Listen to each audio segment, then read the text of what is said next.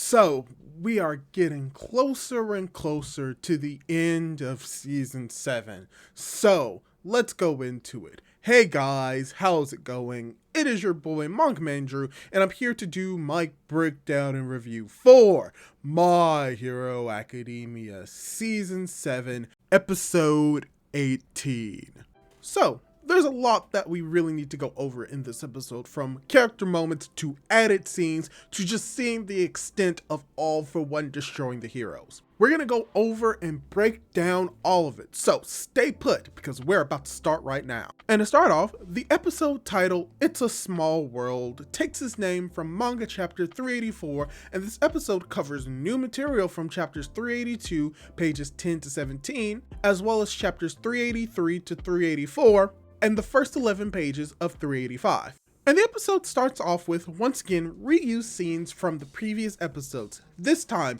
of the heroes discussing why Toga can't use other people's quirks, with added and altered scenes where we actually get to see Toga practicing using twice in Uraraka's quirk, but also we get to see that she's actually unable to use Toya's or Tomura's quirk. And this is something that we were able to learn from the previous episodes, but the fact that it was spelled out to us very clearly in this episode really emphasizes a few things. That she did attempt to transform into Tomura and Toya, but even if she tried to become them, she couldn't use their quirks. And that potentially that the Toya and Tomura and All for One that we saw in the previous episode were actually not Tomura, Toya, and All for One, but clones of Toga transformed into them. At least that is the implication that we get from this episode. But even with that, something else that I'm glad that they were able to put in this episode is that we get the complete adaptation of the manga panel of Uraraka spotting Toga, and how it's pretty much the exact same one for one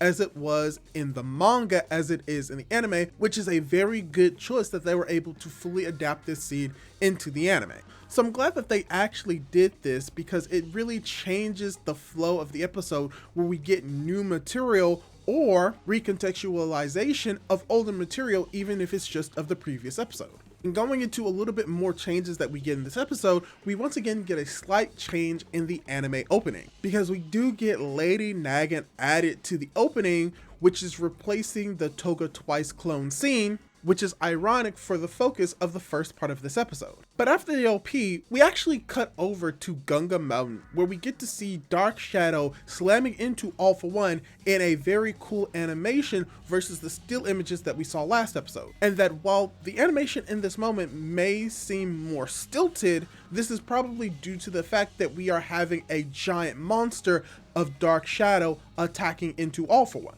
But we do get to see the heroes helping and reacting to Dark Shadow, as well as I just want to point out something that you may not have noticed, which is potentially the first clear look at Kamui Wood's hair in its full reddish glory. Also, just a fun point of notice is that even though we're able to see Kamui Wood's hair in this moment, and that it is colored a reddish hue, actually in the manga, his hair isn't normally hair looking, but is actually composed of leaves. So while this isn't necessarily the clearest image of Kamui Woods we've ever seen, it's technically a wrong depiction of him, because he doesn't actually have hair, but leaves. But I mean, who really cares about Kamui Woods that much to actually look into the small details? Me. I'm the type of person who would do that. Anyways, after we've seen Tokoyami and Dark Shadow hammer into All for One, we finally get a brand new version of All for One as he bursts out of Tokoyami's attack with a new voice and a new look, indicating that he looks significantly younger and is actually younger. やはり力でゴリ押ししてくるやつは面倒だな。さらに若返って。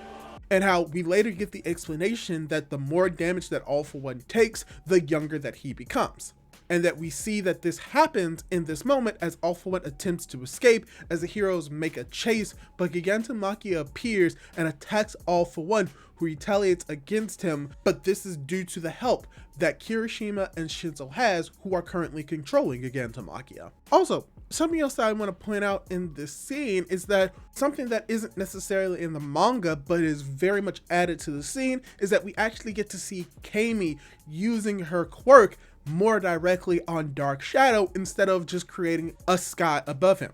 which I'm glad that they're able to add to the anime, which isn't clearly depicted in the manga. But it's from here where we actually cut 15 minutes earlier into the past, where we see the leader of the Paranormal Liberation Front of this location awakening Gigantomachia. As we do get some added small moments and scenes of the sound waves that are strong enough to not affect the heroes, but strong enough to break the concrete that is surrounding Gigantomachia, as well as pushing the building surrounding it away. As we get a nice animation of Mount Lady attacking as we see Gigantomachia breaking free. And I really like these animated sequences with Mount Lady and Gigantomachia, as they are very much smooth as we smoothly transition into Kirishima going after Shinzo. And I'd like to add that the anime does add a scene where we actually get to see Kirishima in a sort of flashback moment going through a portal with Shinzo, as he is going to be seen as a bodyguard for Shinzo, who is going to be a more or less worst case scenario plan where if Gigantomachia does break free, then Shinzo could take control of him. However, as Kirishima tries to get Shinzo, we see that he was taken over by the sludge villain. And this is where we also get to see that now that Gigantomachia is back, he is about to attack Mount Lady. But here's where the star of this part of the story comes into vogue, where we get to see Mina saving Mount Lady as she's able to also save Shinzo as well, and attacking Gigantomachia with her Acid Man Alma max output, as we see that the acid was able to burn away her own skin, showing how powerful the attack is, which is a lot more clearly shown in the anime versus the manga, as well as we get to see the manga scene of Gigantomachia fingers burning is more gruesome in the manga in comparison to what we got in the anime. But even with that difference between the manga and the anime, we do get an added scene that kind of explains how Mina was able to improve her acid output in such a short amount of time. And that is that we get the added scene of her asking advice from both Bakugo and Shoto, who have training with Endeavor about compressing and releasing their power to get that greater output of power. So it's cool that they were able to add this scene that explains how Mina was able to achieve this while tying into her connection with her other fellow classmates, which ties into the bigger arc of what Mina has been doing and what her character is about. Because as Mina was able to save Shinzo and Kirishima, we do get a small speech about how her weakness is in a way what gave her the strength to push forward against the Gigantomachia, and that it's her weakness that brought her together with all of her fellow classmates, which kind of affects the leader at this moment, but not enough to completely change his mind. And that this is Mina's big moment, and I will say that the anime was able to implement this moment significantly better than what we got in the manga, even though the information that we got is relatively the same. And it's probably just due to the fact that they were able to animate it as well as add smaller details that really just emphasizes the character arc that Mina was able to go through, no matter how short it was. So overall, an amazing episode can improve on a somewhat lackluster moment in any series if it's done extremely well, which this anime episode does for Mina. But speaking on Mina, due to the actions that Mina performed, Shinzo was able to take control of Gigantomachia and easily dismantle the villains. And we do get the final conclusion of this moment with Mina of her being caught by Kirishima and saying that she repaid the favor, to which Kirishima responds with, there was no favor that needed to be repaid. And a cool moment that you may not have noticed unless you were looking at it more specifically is that we get to see Mina's more quote-unquote normal skin tone, and that skin tone is being shown to us no longer being pink because she has overused her quirk and has been dehydrated. As well as, if you didn't notice, her horns also grew in this moment, which is very much similar to what happened with Koda and how his horns grew, implying that strong emotional distress can very much increase a quirk's output, in a way awaken the quirk. And when it comes to heteromorphs or characteristics that are associated with physical traits of a person, a quote-unquote quirk awakening could cause horns, as seen with Koda as well as Mina, to grow. So I really just like that they were able to add that and make it more explicit in the anime. But after Gigantomachia stopped the villains, we cut back to the present, where we see that All For One is being pushed back by the heroes. as we get an added animation sequence of Mount Lady attacking as we see Hawks contemplating the gamble of Gigantomachia being here. And as the dice are about to be thrown in this gamble, we see All For One attacking Gigantomachia to attempt to break the brainwashing of Shinzo. However, Gigantomachia still attacks All For One, where we get an unexpected character development and character growth moment from Gigantomachia and how he felt about being left by All For One during the First War, and how the actions of All For One neglecting Tomura's friends is eventually biting him in the butt by making a great enemy of a former ally. As we see All For One being attacked by Gigantomachia, Mount Lady, and Dark Shadow in a very impactful still moment frame sequence. And it's from here we get something that is unexpected to many people who may be watching the episode, where we cut over to a few reporters that we've actually seen previously in the series, motivated to take action by the heroes that are being recorded in this battle. And one of the reporters is one that we saw at the beginning of the story from the sports festival, who actually attempted to try and interview Deku after that, and how she was able to take action because she realized that the dark kid who was a student at UA was the same boy that she tried to interview all that year ago. As well as we do have another reporter with the little sausage-like fingers also coming in to record the battle because of the fact that they both saw the battle being done by the live stream taken over by La Brava, and how she wants to do this not because she has to, but due to personal issues that she had with the heroes, which is why that she was the reporter that is in this moment who we saw trying to interview Endeavor post the First War. As well as we get to see that the stream that was hijacked by La Brava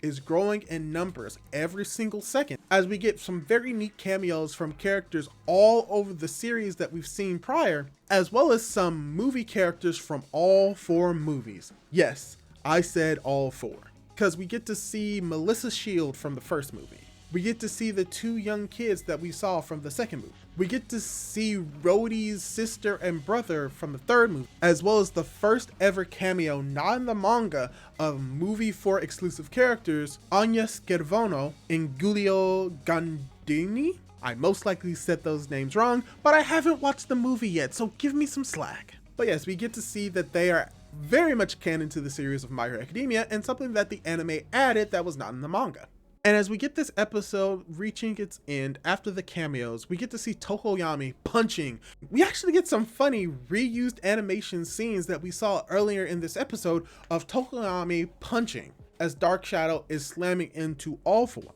as All For One in that moment delivers a massive blow on Mount Lady and Tokoyami and Hawks, as well as a very much potential fatal blow against Gigantomachia. And with all of these attacks, we see that All For One is destroying his body, but by doing so is able to take out the greatest potential in the quirks so that he's able to potentially eliminate the heroes faster while sacrificing his body in the same vein.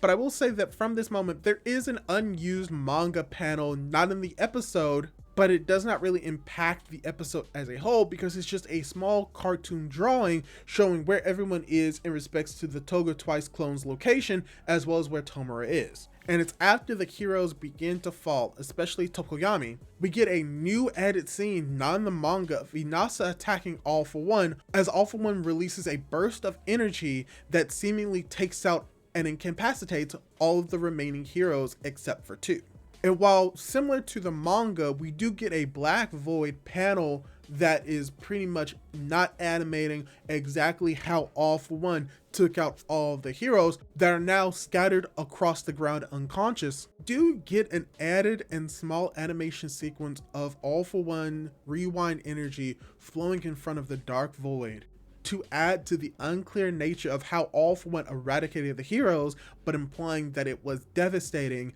as we see the heroes on the ground. And the episode pretty much concludes with All For One stealing Hawks' feathers, and as All For One steals Hawks' fierce feathers, he's unable to use them and attempts to steal Dark Shadow, but is halted by a small, minute attack by Mineta that causes All For One to flee and head in the direction of Tomura. as we get Hawks saying that there is still hope, as we get the added animation of him clawing at the ground, implying that the episode has ended, but hope still remains. And yeah, that's pretty much my breakdown for this episode of My Hero Academia. There's a lot of smaller added animation details that the episode really added that really elevates the material that we got from manga. As well as we got a lot more smoother animations in this episode in compared to the previous ones, which really just adds to the moments that we got in this episode, as well as adding to the unexpected character development moments that you may not have expected from both Mina and Gigantomachia in this episode. So overall, this is a very solid episode. However, the next episode is going to be setting up for something that we are going to be excited for, and something that I didn't think the anime would actually animate this season. So stay tuned for that. But hey, let me ask you this. What did you think of the episode? Did you like it? Did you dislike it? And was there anything that I missed in the breakdown? Leave your thoughts down below, and don't forget to subscribe to me. Do all that cool jazz, and hopefully I'll be able to catch you in my next video. Goodbye!